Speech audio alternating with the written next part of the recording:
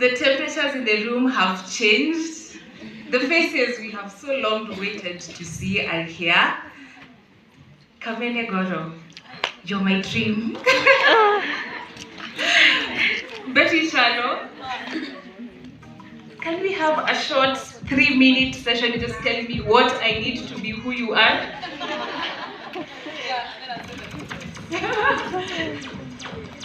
Then there's Kwambox. She has been Miss Tourism. She has made it to Big Brother. She's on the radio. She dances. What does Kwambox not do?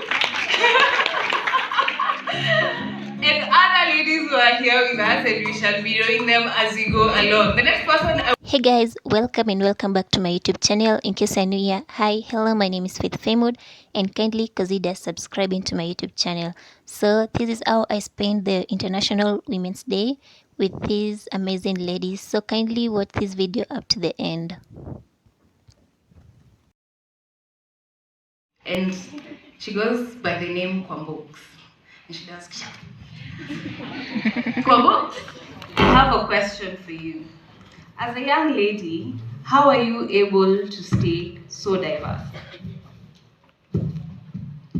Thank you very much for that question. You're welcome. Hey guys, thank you so much for being here and for giving us an opportunity to come and share what we have with you. I think diversity first comes from embracing who you are. You find that most times you'll probably come to campus, engage somewhere, you came with so many attributes that you could share with this campus, but you'll get here and get derailed, and chances are by the time you leave, you'll be somebody programmed to fit into what you think.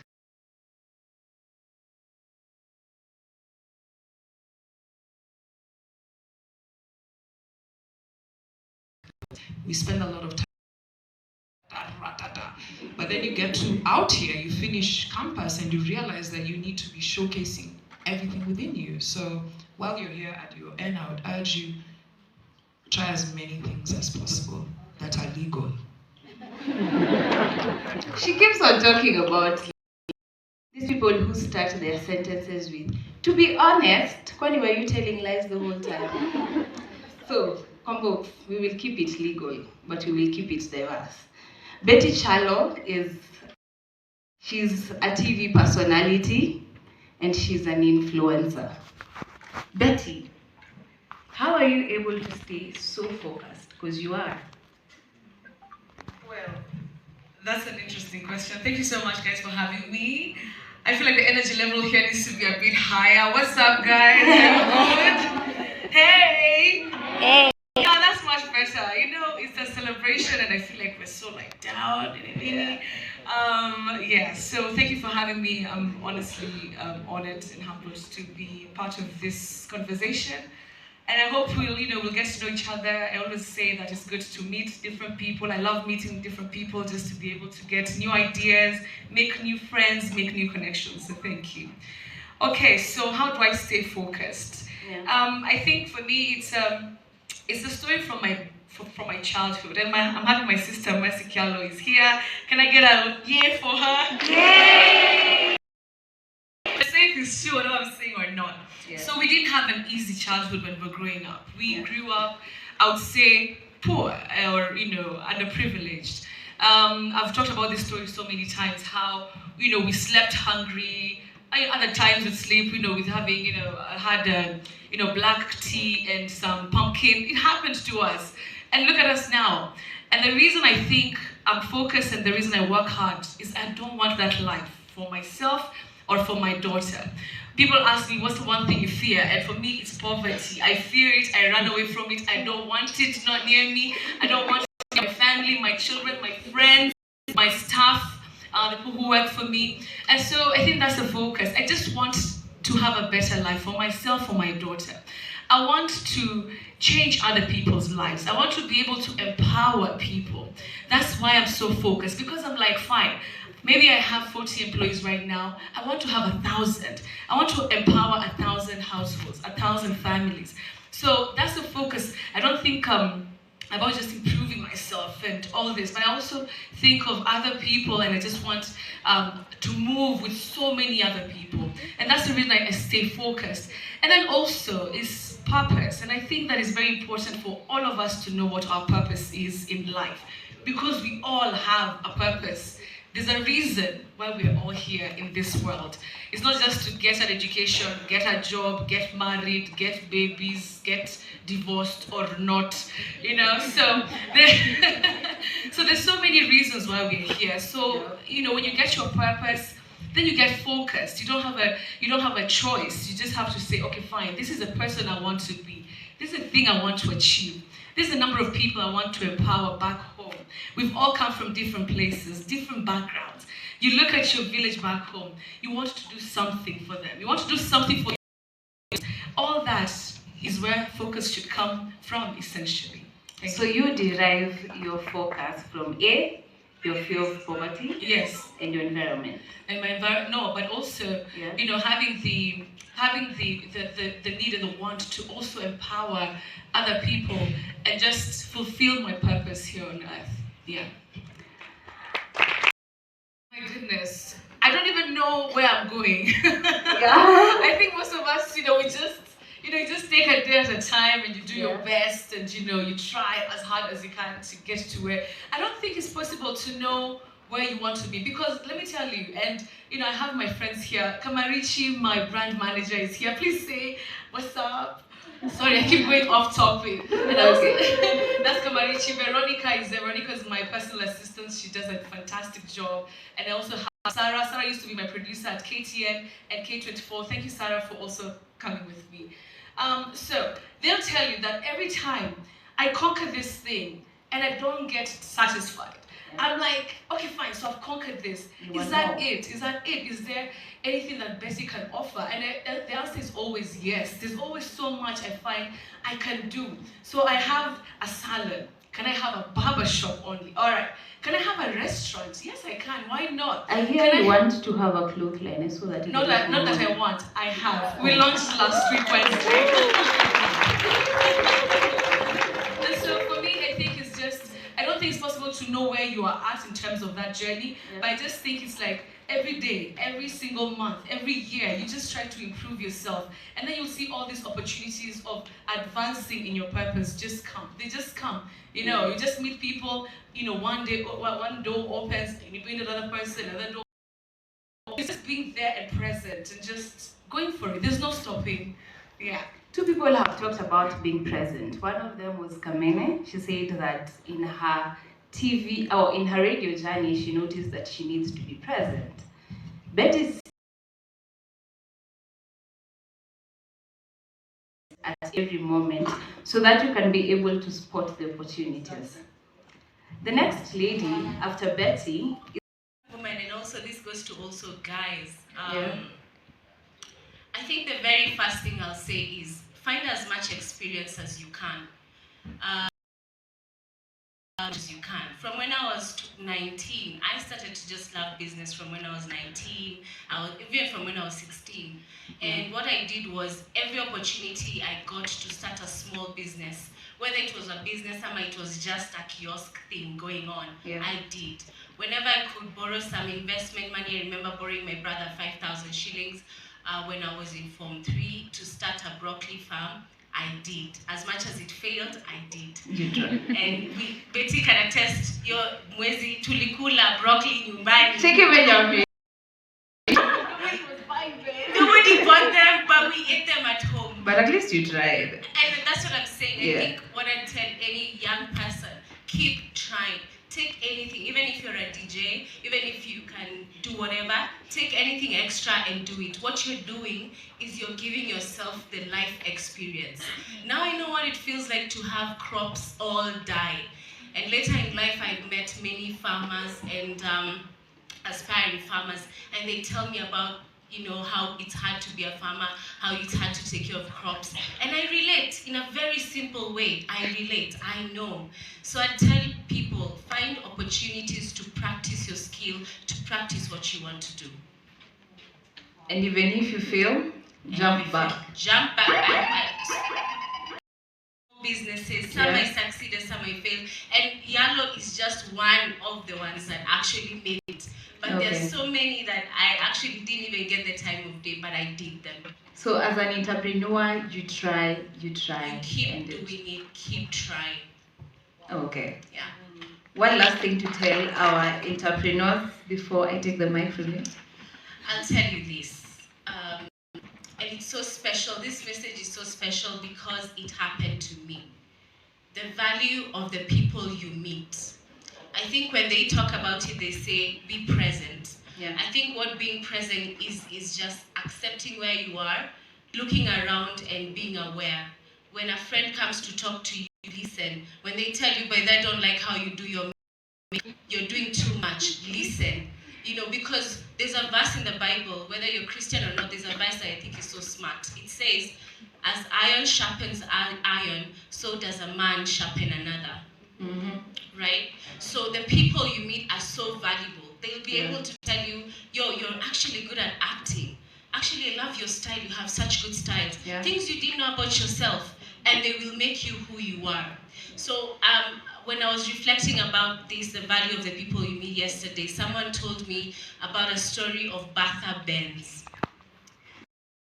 She didn't make it to the news of the day because she was a woman. And this is 1888. Bertha Benz was the wife to, do I know the husband's name? But he was just, yeah, that guy. Mercedes was the daughter. It must have been something, it's Women's Day. Yeah, we stay focused. So Bertha was the first woman to drive an automobile for a considerable amount of kilometers. What she did was she married this guy who was so broke, who had companies that were going down. She invested her money before they got married. After they got married, she couldn't invest, actually her dowry. She couldn't invest it, so she gave it to him to continue with his business where he was building these cars and stuff. And she was also a scientist. She was also an engineer, actually.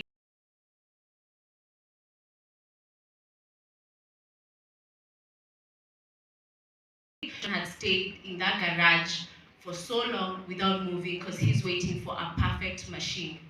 So what she did, she took her 11-year-old son and her 13-year-old son, she put them in that car. It was then called a horseless car. Mm-hmm. And she drove from dusk till dawn. Ooh. Without telling her husband. And while she was on the trip, she fixed so many problems. She fixed so many, matter the engine, matter the word, matter this, she fixed so many things. And on coming back, she told her husband, actually, I took it for a ride. You get what I mean? Yeah. And they solved so many problems. She has not been recorded in history and not been celebrated. But the reason we have Mercedes-Benz is because Bertha Benz took that car for a ride. Yeah. She took that invention for a ride. When you trust yourself, you can see other people are dilly-dallying. Trust yourself. Give it. It's very close to my heart, and let me say this very quickly. Yeah. Is because when I had started my first range of bags, I did my first range 23 bags while I was still working. I hadn't sold any in over a year, I only had sold one. And the merchant who I had, the shop where I gave my bags to, I went then and they told me to take my bags back. So I fingered them in my boot. I can imagine you pissed. I was so pissed, disappointed, you know, feeling like a failure. They'd been in my boot for like a month. And I'm going on a meeting with someone I had, a supervisor, so I was their boss. Mm-hmm. So I tell her, go grab something in the back, in the boot, and then you come back. So she's called Linda, she's my best friend. So this time she was an intern at the time, she goes to the boot and grabs it. She's like, what are all these bags? And I'm like, story for another day, let's not talk about that. Mm-hmm. She's like, no, tell me, what are all these? There's purple, there's gold, there's what? And I was like, yeah, actually, I make these bags, but you know, I told her my failure story, they've not sold, and I was sulking, I didn't want to talk about it. And she's like, what? You mean bags are made in Kenya? She didn't even care about my failure of a year.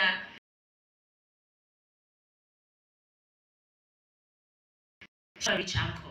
Mm-hmm. I can go with one, and if they buy, will I get something? I was like, for sure, you get. Yeah. She went with it. We sold our second bag in a year.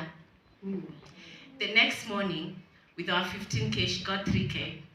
Sorry, Linda, I've told people. But she got 3K and we got the rest. I was so motivated. My next question was, where did I fail, by the way? If she was able to sell one, how can I change my product for it to fit the masses or for it to be accepted?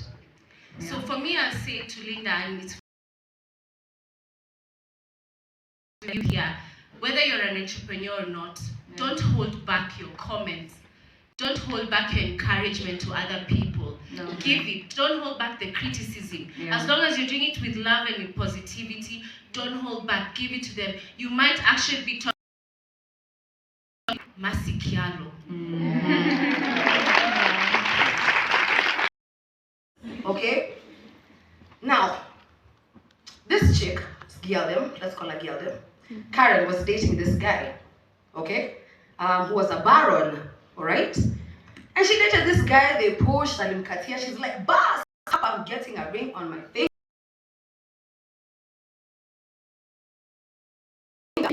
You know how they are. This guy pulled a fast one on her, went and got engaged to her best friend and married her. Now, much like most women who feel under the pressure to get married, her biological clock was ticking. So she's like, guy, what am I gonna do? She's like, I have to get married. Now she came from a family with a lot of money. So she was homies with, now let's say her ex's bro, like older bro. And even he needed to get married and he had a gambling problem, so he was broke. So he said, hey, Kyallo wants to get married. She's like, I want to get married. I have the money, you need it. I need to get married. I don't know what you're telling me, whether you love me or not. This makes business sense. So are we doing it? And I was like,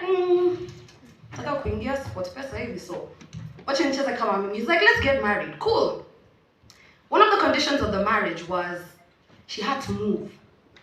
She had to leave her comfortable, soft life Manelos and come to this weird African country where God knows what is happening. So this guy's like, yeah, we're going to do this. We're going to get married with the money that we get from this marriage. We're going to go to Kenya. And we're going to buy a farm and we're going to be farmers. We're going to be in the money. She's like, so, game. They got married real quick. This happened in like under a month. And he came to Kenya to start eating her money, of course, and buy the land. So she was coming here to do dairy farming, okay? So she gave the money for cows to be bought. This babe pandas that she gets onto a ship from Europe, lands in God knows where in Africa, pandas a train in the middle of this native Africa, all the way to Pakawapi, Nairobi. But on the train, there's a point where the train stopped. And this peng man, he was so hot, such a snack, called Dennis Finch Hatton. Smamisha the train, kasimama, he put the task.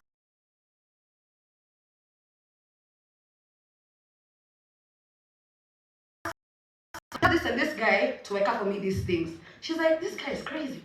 Who's this man walking around with these natives? Because he had like 1 million Maasais behind him. Anyway, she gets to Nairobi. Before she can go to her ranch in Karen, she stops at the Muthaiga Country Club.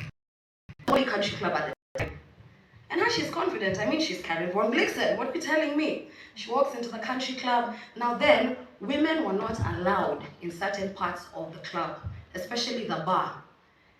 Girl, them mame paswa ndani ya bar. 2 shots.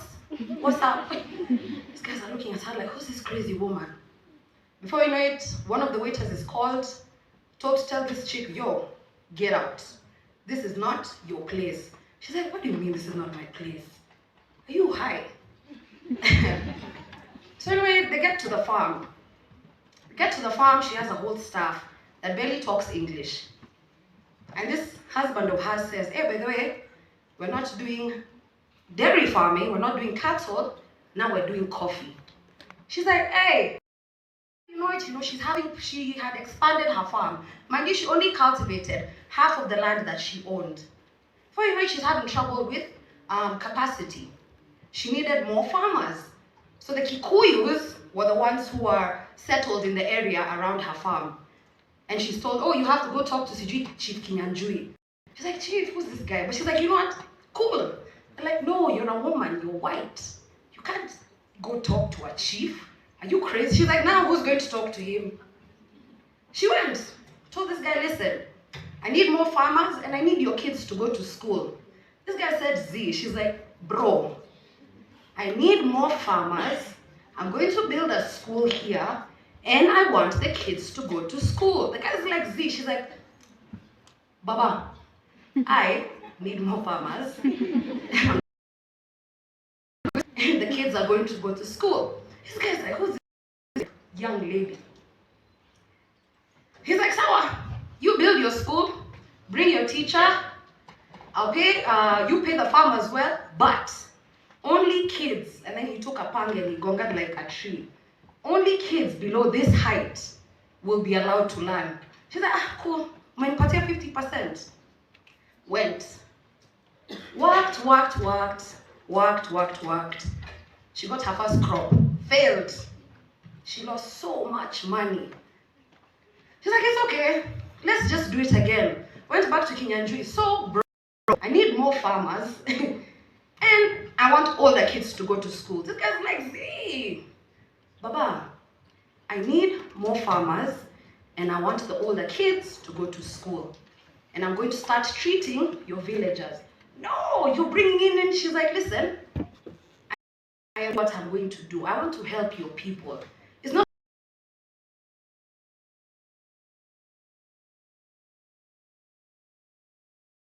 she's here telling a Kikuyu chief what is going to happen. I was like, boss, this baby is a boss. Kendelea, she got one successful crop.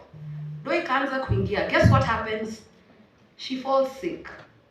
She has an STD. From where? Her husband. Imagine that.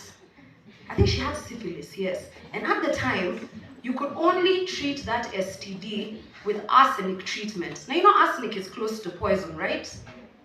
So imagine she's just succeeded like this. Her crop has just made sense. And then this fool go make me sick. She's pissed at this time. But what does she say? It's okay. Tuendele. She left her farm for almost a year to go back home to receive treatment and came back. Crop has failed. The arsenic treatment has been successful. But guess what? She can't have kids. So I'm, it's okay. Tuendele. Now, I want to fast forward this story. There's a point where her crop had become so successful that she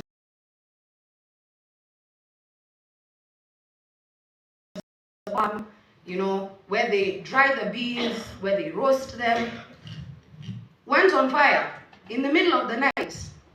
Everything to the ground. She's gotten into debt on her, but what did she say? And she was there as the fire is huge. You know, it's like a massive fire. And she's there with her people, they're trying to pour water, and she realizes, kumenuka. Stood back, took a look, said, you know what? It's okay. Tuendele.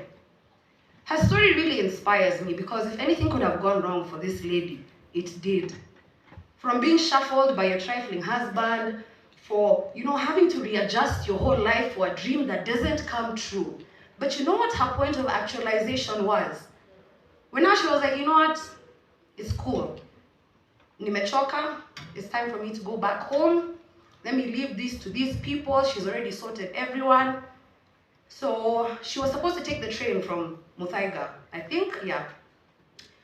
And she walks into the country club. Now remember, when she came to Kenya, she went to the bar and she was kicked out. So she went to the country club, akachill, mdogo mdogo. Some guy comes to her. He's like, you are being requested at the bar. She's like, wait, what do you mean? Yeah, they want to have a drink with you before you leave. Me? So these guys have seen her being cheated on. They've seen yani what this guy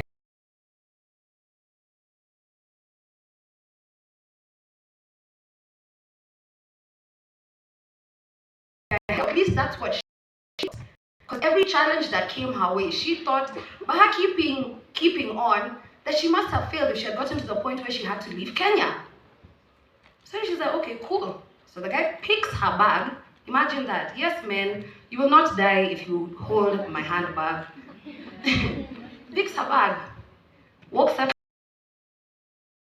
All of the men, from the governor to the mayor to the lords to the sirs, was standing up in this. Take care of me. Must I? Let me take this job. I mean, it seems easier. In my experience, I've learned the hardest route is the most gratifying. May I look at a challenge and I laugh. I'm like, bring it on. Last year, my life went a whole upside down. But would you know? No. Now I'm at